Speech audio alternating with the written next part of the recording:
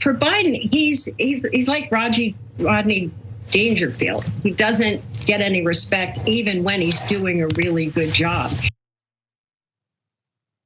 Oh, poor Joe Biden. He doesn't get enough respect. If the media kissed his ass more, then you would know how great he is. Well, they're going to have a lot more of that kind of discussion. So let's go to the next clip. You don't hear that one by one comparison between Trump's achievements and Biden's, and the Trump economy and the Biden economy. You hardly ever hear that done. All you hear is that, a dozen eggs costs $4, and that's on Biden. Chai, can't you get Democrats to get with a better program, explain themselves, take a bow? Well, I think it was LBJ said that I think the difference between liberals and cannibals is cannibals don't eat their own family, and I think there's a constant sense among Democrats that we're really awful, I think, to each other. We don't talk about Biden's accomplishments enough. We don't tout them. You hear a lot of complaining on the Democratic side constantly. All right. Well, this one's got a roller coaster ride, right? So number one, should Biden do a better job of touting how strong the economy is? Yes, I've talked about that on the show all the time. Part of the reason we have inflation is because the economy is so strong and unemployment numbers are low. Okay, so if they just made that point, well, God bless, right? But the idea that Joe Biden is some sort of hero and has accomplished so much, and he just won't get credit for it. It's like such a mainstream media thing that no one else believes. I got polling to show that in a second. But man, people who watch mainstream media and read mainstream media, they believe it 100%. You ask any mainstream Democrat now, not just in Washington, go ask your friends that live across the country. If they are establishment Democrats, they'll tell you, Joe Biden's not getting enough credit. He's just been a world beater. Look, I can't stand the gaslighting. So number one, he didn't even get voting rights passed. Before he got in office, they said voting rights is a layup. They promised to the African American community, the whole community. My God, it would have ended gerrymandering. Okay, it would have ended. It had anti-corruption parts that were so good, I was positive they weren't going to pass them. But they had things to preserve voting in a way that could not only help democracy, but honestly help the Democratic Party as well, because they do better in a more true democracy where more people vote, not less people vote, real voters, legal voters, right? And they didn't even do that. They didn't even do the bare minimum for self-preservation. They didn't do the bare minimum that they promised African American voters, their core constituency. They said, $15 minimum wage. Jake, I don't know why you're sweating it. It's so easy. That's definitely gonna get done. Then they voted it down themselves. They had 8 Democratic senators join the Republicans in voting it down. They purposely destroyed the thing that they said was the bare minimum and would be super easy. But the media didn't notice. Instead, the media has segments like that. I mean, MSNBC is such a hilarious joke. Do they give you the context in that story about all of his failures? Paid family leave, child tax credit, and the list goes on and on. Build Back Better. You guys know, I mean, even if you watched mainstream media, you noticed that Build Back Better was killed by Manchin and Sinema, right? That it was gutted. They took out 85% of it. And then they passed a tiny amount in the Inflation Reduction Act. We all saw it with our own eyes. And then immediately afterwards, the media came in and said, that's it, he got it all done. Joe Biden is the greatest. He got all of this done, his entire agenda, what an amazing hero. But wait a minute, wait a second ago, you said that he didn't get it done. And now you turn around and you're gaslighting us like he got everything accomplished and passed. It's just bizarre and it's just propaganda, but it isn't working. So let me go to the most recent polling from The Hill. In the most recent YouGov poll, 54% of voters don't want Biden to run again, with just 26% in favor. Every demographic is against the Biden reelection attempt, except black voters who back a Biden reelection at 46% in favor to 32% against. But that's also a miserable number because black voters generally back Democratic presidents at around 90%. And this is half that number. So the American people are saying, no, we don't want Joe Biden.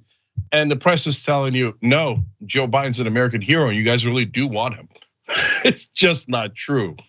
I think we can bring Anna back in here, and I want to ask her about this because there's also a twist here, Anna. I mean, liberals, progressives, people on the left do actually tear each other apart oftentimes, but this is like the worst example of it because that's not what they're doing here at all. In fact, most of the establishment is getting together to buck up Joe Biden instead of tearing him down, which might make sense because corporate media does stick together with corporate Democrats. Yeah, I mean, when I comment on the left tearing each other down, I'm talking about the ridiculous the circular firing squad that you see on social media, where various public figures within the left want to one-up each other and seem like they're the purest because they're all competing for the same viewership and all of that if they're an independent media. That's mostly what I'm commenting on. But in regard to people in positions of power, politicians who have power and who have the ability to actually deliver on what they campaign on, well, when they fail to deliver, they absolutely deserve the critique, they deserve the criticism. I mean, remember when Biden was running for president in 2020, there were two things that he really ran on. Number one, I'm not Trump. So, well, it's great because I'm not Trump and I'm the only one who can beat Trump. Remember, that was the line that we heard over and over again by the press. Okay, so delivered on that. But let's also not forget the second half of what he had to say, which is, I'm a career politician. I've worked with these guys my entire life. I know how to persuade them. I know how to get them on my side. I know how to pass these policies. He couldn't even get members of his own party to play ball. So please spare me the garbage talking points about how we need to all bow our heads to a weak and ineffective president when it comes to certain policy proposals. It's just, look, I'm not interested in providing cover for anyone. I want to be clear about that, right? I'm not interested in providing cover for leftists, for moderate Democrats, for anyone who says they're gonna do something and then they do the opposite. Okay, I'm not a tool or a mouthpiece for any political group. We've been very clear about what our objectives are policy-wise. And if politicians claim that they're gonna fight for those policies and then they fail to do so, they deserve the criticism that we give them. And no one on MSNBC, and especially no freaking Democratic strategist, is gonna convince me that I need to play ball because Biden's a Democrat. I don't give a damn. Yeah, I mean, Anna brings up a really great point there. Look at their assumptions about media, right? It's not just the Democratic Party, but the media has to do a better job of propping up Joe Biden. That's not how media is supposed to work, okay? And guys, what you don't see and why Anna's saying what she's saying is, whether it's on Twitter, social media, or behind the scenes, we get yelled at all the time. By everyone. Like, yeah, and they're like, how dare you not support Joe Biden? I'm like, look at your assumptions, man. Isn't that amazing that you expect media to be propaganda? No, we tell you the truth. And by the way, we support Biden on some things the mainstream media doesn't support him on, like the Afghanistan withdrawal.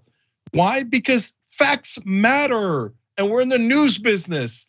He actually got us out of Afghanistan, and everyone else promised and he did and never delivered. He delivered on that. It was a messy exit, but he actually did something that he promised. Mainstream media wants perpetual war, so they actually criticize them on that. Like, what are you talking about? That doesn't make any sense, right? But when he doesn't deliver, which unfortunately is a great majority of the time, they then run cover for him and they send Democratic strategists on MSNBC to tell you to bow your head and get back in line.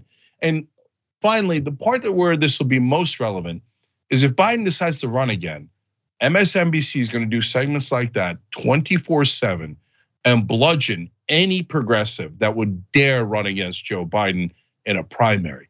They're gonna say he was God's gift to politics, he got everything accomplished. They're gonna lie 1,000 times about what he didn't accomplish, and they're gonna try to pretend that he's super popular until the Democratic voters make the mistake of putting him back up as a candidate. And then they're gonna run into those polls and see that the American people weren't kidding, and he's gonna get annihilated in 2024. And then they're gonna say, no one could have seen it coming.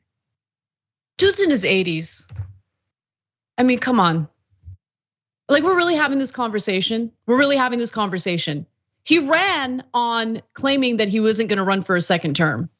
Step down, it's over. It's over. Let someone else run. But it doesn't matter what the voters want, right, Cenk? It doesn't matter. The majority of voters, according to that poll, want a different Democratic candidate. It's insane.